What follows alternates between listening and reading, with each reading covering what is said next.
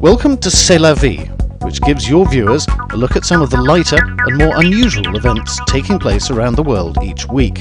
All video content is provided by AFP's global network of video journalists, offering reports on topics ranging from the arts, culture and lifestyle to the weird, wonderful and wacky, all with a human angle, making them relevant and entertaining for you. AFP has 200 bureaus in 150 countries around the world, with 1,500 journalists relaying news 24 hours a day. AFP has joined forces with Asia-based media company Quantum to create this exciting new programme. Hello, and welcome to C'est la vie, a look at some of the week's lighter and more unusual stories. This week, we have elephants in Thailand who are playing polo, and we go whale watching off the coast of Gabon. We look at the latest three-wheeled vehicles taking to the streets of Paris and watch the running of the bulls, but in the United States rather than Spain. All this and much more besides coming up on C'est la vie.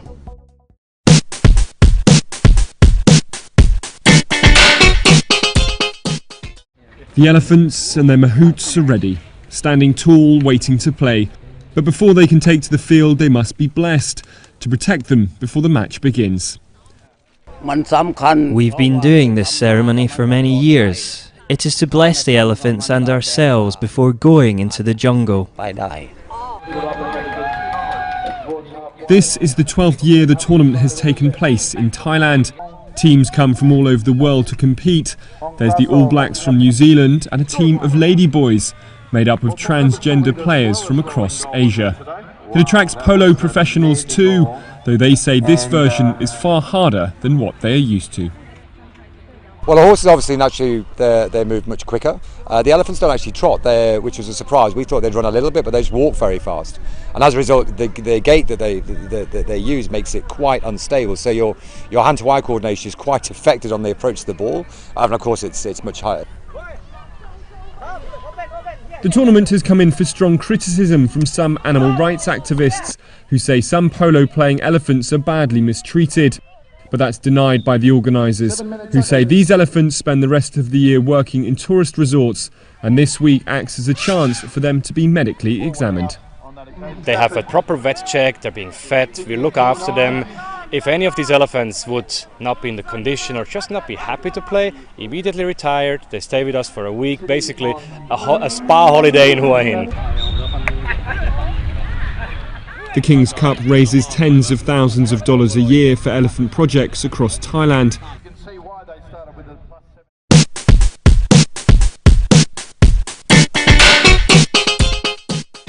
It's a feature of Asian cities from Bangkok to Bangalore, but now the humble tuk-tuk has arrived in one of the world's chicest capitals, Paris. Motorised or pedal-powered tricycles like these have been plying the tourist sites of the French capital for a few years now, and the tourists seem to like it. This is slow, so we get to see everything properly. You know, it's not like a taxi or anything which is fast. It's slow, he's explaining, he's talking. I think it's nice. But while the customers are keen, the authorities are less so. Traffic police say there are no guidelines for these vehicles, which for the moment are being lumped in, rather awkwardly, with motorbike taxis. You don't need a specific license to drive this vehicle, but to take passengers on a motorbike, whether two-wheeled or three, you do need the license. It's just an ambiguity of the regulations. Tuk-tuks are also forbidden from parking on the road to pick up clients. That means most of them need to be booked in advance, which can prove difficult. We're not allowed to park, so we don't, but we're not even allowed to stop for 5 minutes to pick up a client without getting showered in fines. Indeed, authorities say that fines are so far the only means they have of exercising any control over this new form of transport. The problem with bicycle taxis is there are no regulations governing the vehicle, the driver, the insurance or the prices. As things stand now, we have no regulatory framework to monitor this type of vehicle. They might not be in the French highway code, but they're increasingly here on the streets, taking good advantage while they can of Paris's 700 kilometres of cycle paths.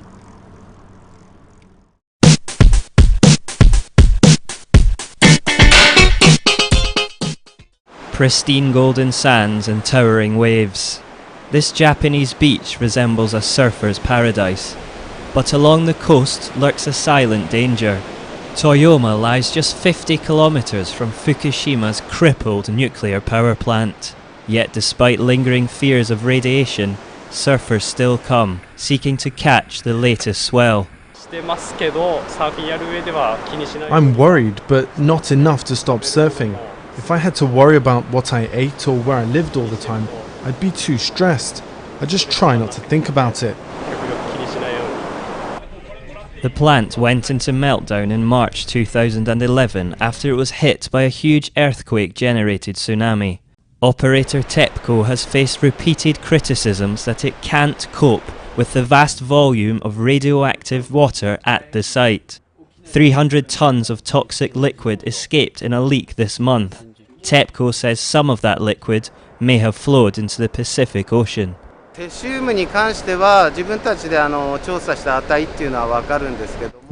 an NGO can get measurements of cesium done, but we have no access to the equipment for measuring the levels of tritium and strontium.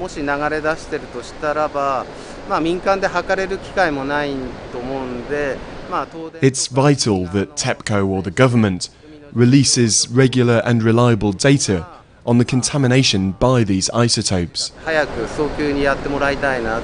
Before the disaster, surfers from around the world travelled to Toyoma to compete in events. Today, only a few locals frequent the beach, and youngsters don't tend to surf here anymore. The local economy's been badly hit as a result. Since last year, surfers have begun to return, little by little. But compared to 3 years ago, my sales are down between 30 and 50%. Of those that still surf here, some say they'll stop if the situation at the plant worsens. But for others, the draw of the waves will always prove too strong.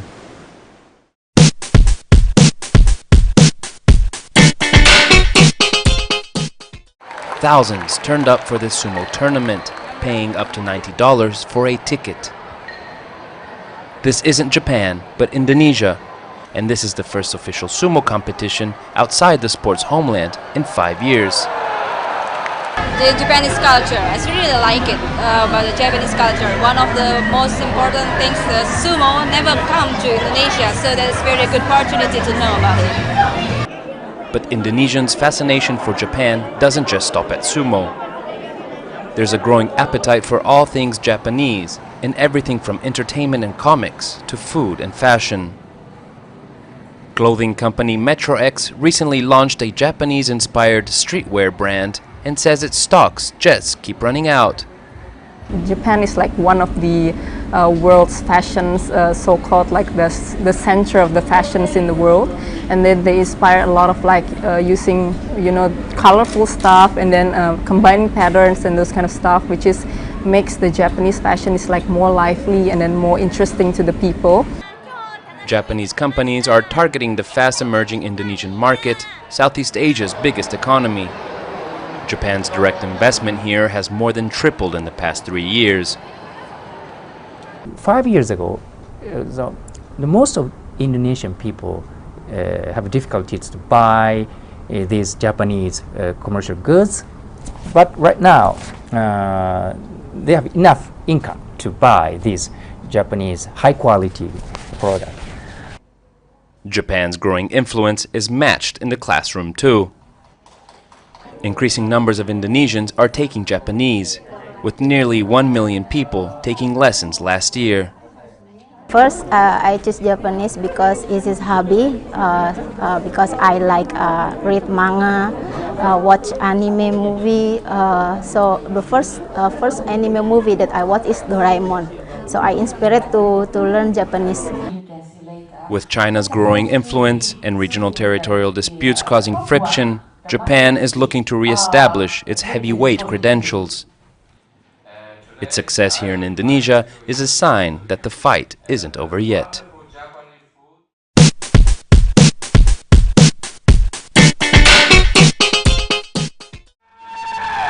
A dozen 1,000-pound bulls barreling down a quarter-mile track.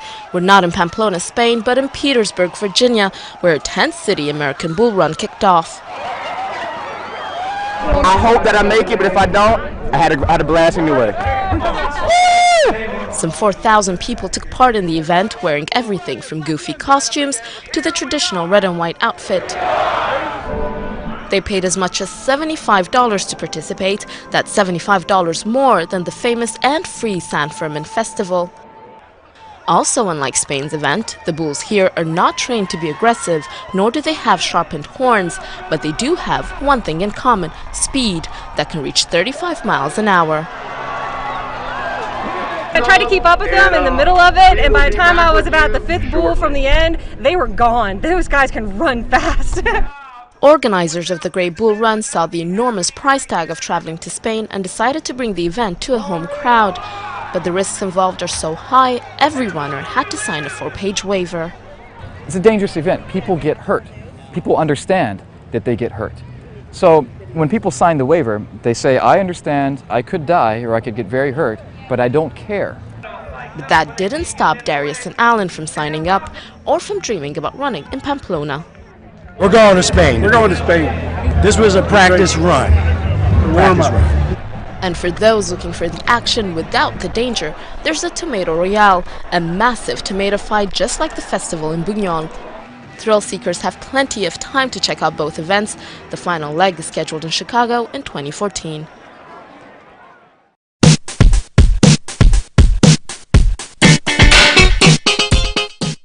It looks more like a chemistry lab than a farm.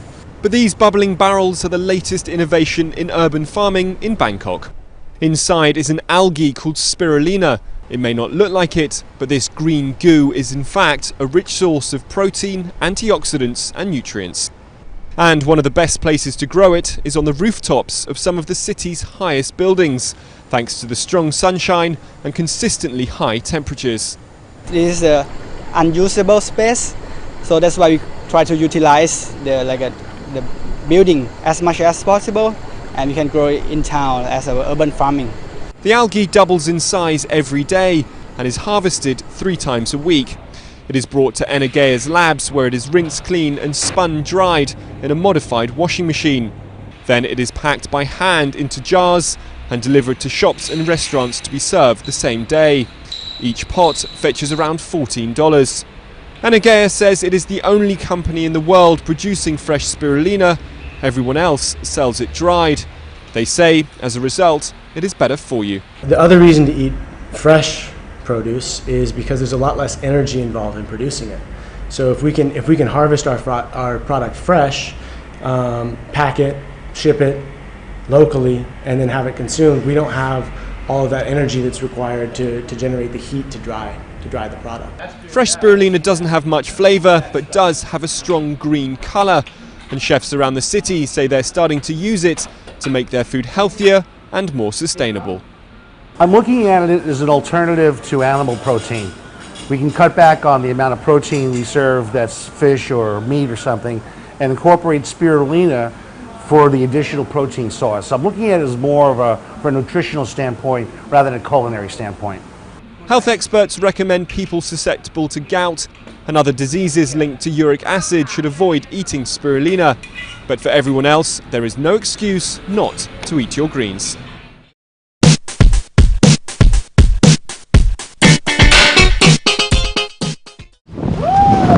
It's the mating season for humpback whales off the coast of Gabon, and these huge mammals also have a number of human admirers. It was really great. You really can't imagine what it's like before coming here. Leaps, backflips, really spectacular things. At one point they came right alongside us. We were a bit scared, but you have to deal with it. You think either make the most of it or we capsize. In his small boat, Arnold has been getting up close to these whales for 25 years. Groups of female whales are ever more numerous during the mating season, and authorities say the increase is due to a drop in the number of fishing boats. This year we've enforced restrictions on fishing and respecting fishing levels, so activity near the coasts is less intensive this year. Gabon's tourism industry is still lacking in infrastructure, with just 2 ships offering these whale-watching cruises. This makes for an even more memorable experience for those lucky enough to get on board.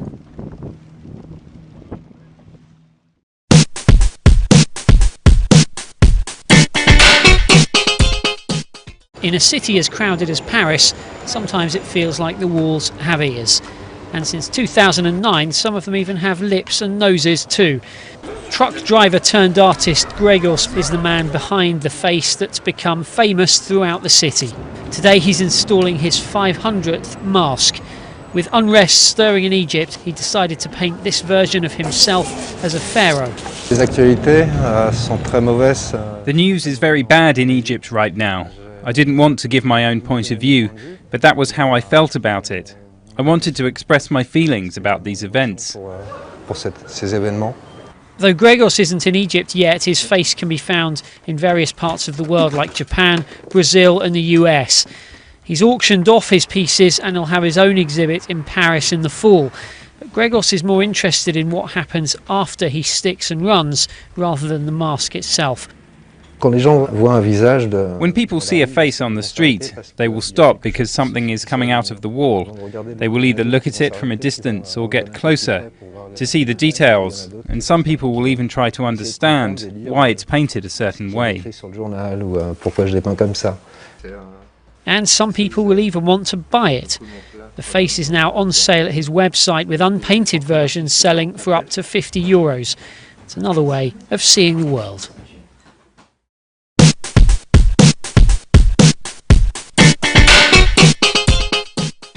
In the shadow of Mount Kenya, a helicopter takes off in search of its quarry, the black rhino. Wildlife officials are transporting 21 of the creatures from 2 different parks to the Barana Conservancy in an effort to start a new population there. To be able to move rhino out of Lewa onto Barana is a great plus. It gives us greater habitat. It reduces the carrying capacity here on Lewa, and we are beyond our carrying capacity. So we've actually got too many rhino on Lewa, which means their breeding efficiency starts to be affected. Once the rhino has been tranquilized, vets and rangers can move in. In order to make it less of a target for poachers, its horn is sawn off. 40 years ago there were 20,000 black rhinos in Kenya. Due to poaching fueled by demand for ivory products, they now number just hundreds. Somewhat reluctantly, the rhino is herded into a truck en route to a new life in Barana. At least 20 rhinos are needed in order to found a viable new population. Between males and females, we want a broad spread, ideally sort of 50-50 male-female. And then one wants some older males, some younger males, nothing too young. And then females, generally we want females that are not pregnant and also not got calf at foot. So that limits us. I think we've got a total of about 14 candidates out of the 11 rhino we want to take. Barana's large expanse of rugged terrain is well suited to rhinos, for whom the greatest threat aside from poaching is lack of space. After years of planning and efforts to make sure poachers will be stopped, the park is ready to offer them vital new habitat. This is really about creating more secure habitat, and the Barana Conservancy has a common boundary with Lewa, and so it's been part of our game plan for a long time to become a sort of fully integrated ecosystem. And the easiest way to do that is to establish a founder population of black rhino. Though this particular rhino will clearly take some time getting used to its new surroundings, it's hoped programs like this one will ensure the survival of one of the world's most magnificent animals.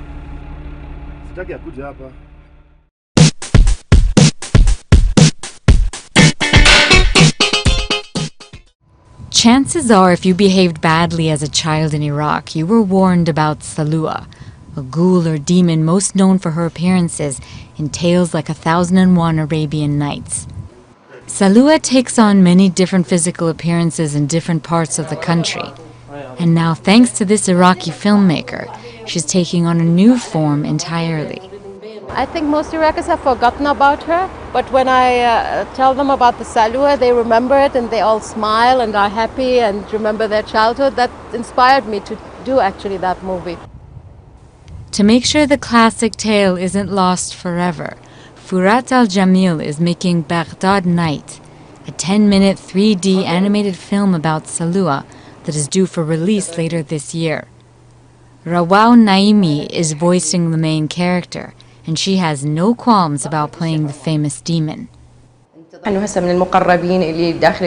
people around me at home and outside call me Salua now. And to be honest, I like the name, and it doesn't bother me at all. Production by the all-Iraqi crew and cast has run up against considerable hurdles. From lack of equipment, funding, and space to sudden power cuts that can set work back by days. But the team is determined to push on and have found creative ways to deal with the difficulties. Zaydun Hussein is in charge of the film's score, which includes a version of Claude Debussy's Clair de Lune recorded on traditional Iraqi instruments. The equipment is available, but not the professional one. No, we don't have mastering rooms and mastering studios. Jamil has high hopes that despite trying to revive a folk tale in a country with pressing security and economic concerns, she will succeed in bringing Salua to new audiences. By drawing on details from the capital itself, Baghdad night and its ghoulish demon Salua might bring an age-old story back to life in Iraq.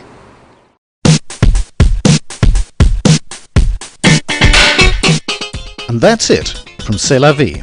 Join us next week for another look at some weird and wonderful stories from around the world.